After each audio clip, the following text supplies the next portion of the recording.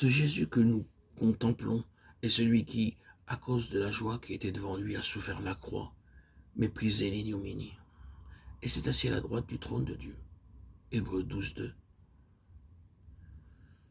Nous devons courir la course qui fut la même, du moins dans ses principes. La honte a été attribuée à Jésus par les hommes. Il l'a cependant méprisée. Dieu lui donna la croix, il l'endura.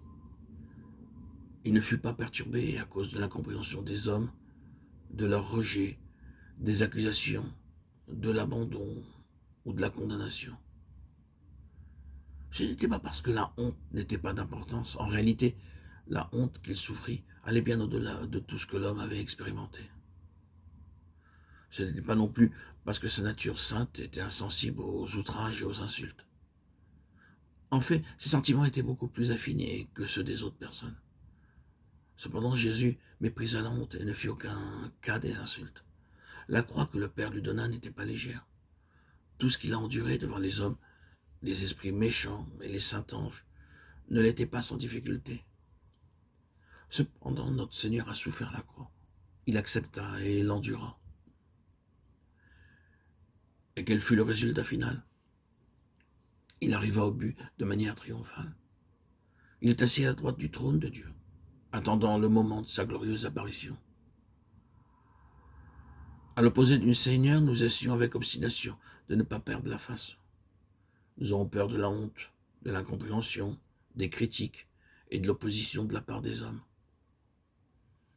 Nous efforçons de plaire à tous les hommes. Nous évitons la honte, ne voulant pas renoncer à nous-mêmes, ni souffrir la honte pour le Seigneur. Si les autres parviennent à nous couvrir de honte, nous la subissons à contre-cœur. Nous ne voulons pas accepter cette honte qui rabaisse notre vie propre, sans élever la voix ou sans protester, bien plus encore.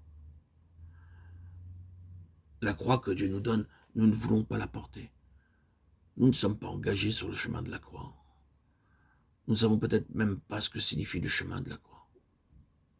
Nous ne réalisons peut-être pas que tout ce qui surgit sur notre chemin est permis par Dieu.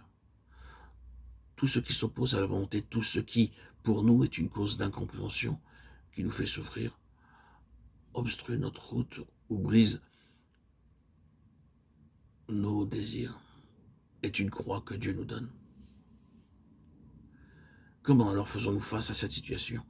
Y aura-t-il de la résistance dans nos cœurs? Irons-nous nous plaindre auprès des autres? Aurons-nous l'ardent désir d'éviter ces difficultés? Comprenons bien que le manque de soumission dans nos vies nous empêchera de bien courir. Lorsque Dieu permet qu'une croix pèse sur nous, il a une attention bien précise. Chaque croix a sa mission spirituelle, c'est-à-dire qu'elle se dresse pour accomplir quelque chose de particulier dans notre vie. Si nous l'endurons selon la volonté de Dieu, comme le Seigneur Jésus endura la croix, remarquons cependant que sa croix était en relation avec l'expiation du péché, tandis que la nôtre ne l'est pas.